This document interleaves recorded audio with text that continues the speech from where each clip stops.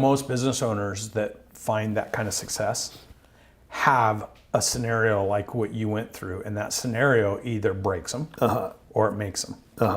And you and I can eliminate the need for that catastrophic scenario. Okay, so when you started talking about what you did with your company, when you put all those companies together, Yeah.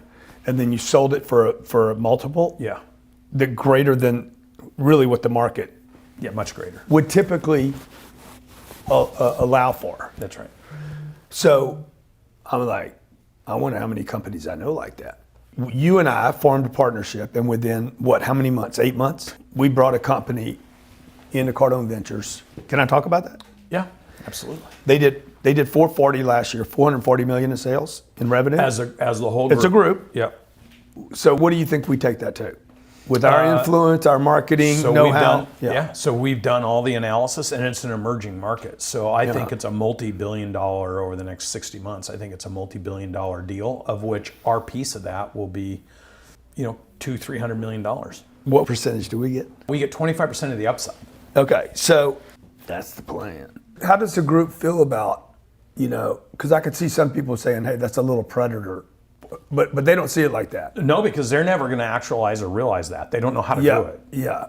They don't even have the Because strategy. they're thinking the same way I'm thinking on the beach over there. Hey, if I can put all this together, it becomes more valuable. They don't think that way. They think like... They think about, I'm operating my little company. The biggest issue with business owners is they don't actually understand how to create that value.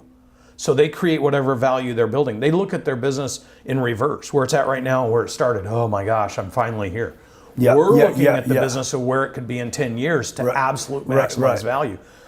And then we're putting the pieces in place to make sure that value is captured. Well, they're getting that value versus them going to private equity to grow, and then they take Why would they go to private equity? If they need capital to grow. Yeah. So let's say the ideal company's what, couple $1 million of revenue? 5 to 10. Actually, for us, an ideal perfect business would be 10 million in revenue. Because we would look at somebody doing 2 with a lot of potential and say, hey, let's get you to 5. And then we do a deal. Yeah, absolutely. Absolutely.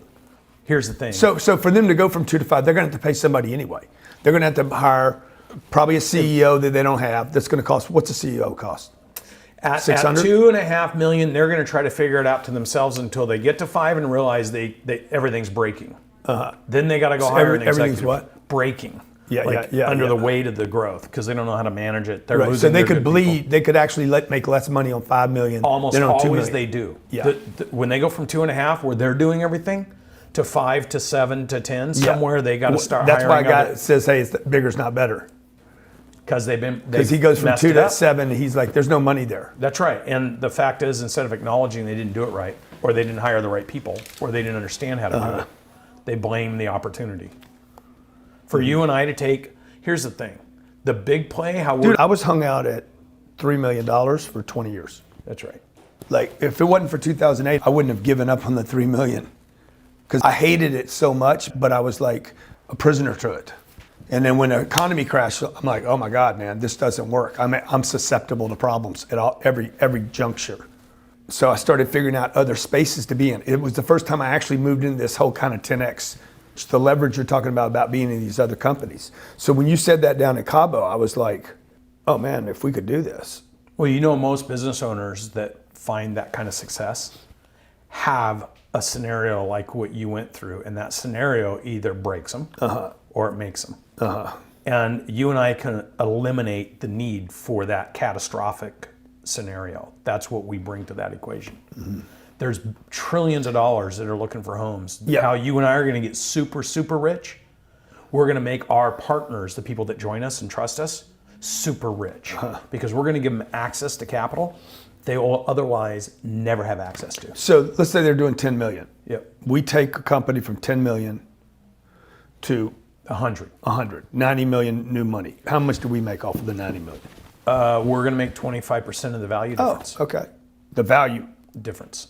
Because we're going to exit, or because of the income of the company? Income of the company while it's growing. Yeah. Which fuels us throwing more resources at it. Yeah. Because we're partners, right? Yeah. What we don't have though is what all the private equity guys have. You know, the typical business will get to 10 or 12 or 15. Then they'll access either debt or private equity to hire executives to come in and help grow the business and buy systems. And the first couple rounds of that never work because they don't know how to do it. And then the private equity guys take that asset. So the private equity guy will buy 30% of your business. This is when the guy tries to go on Shark Tank. That's right. Well, Shark Tank would be for startup guys. Yeah, right. But the private equity guys you'll come in and say, I want growth capital. They'll give it to you. What they don't tell you is, yeah, we're only buying a third of your business, but we get a guaranteed 18 to 22% per year on our money.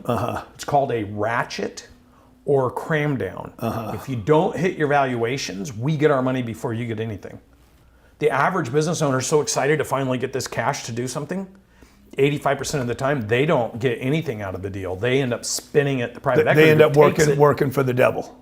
and then they go start another business because Yeah. they're so pissed off. That Yeah. happened to me in my first company. That's exactly what happened.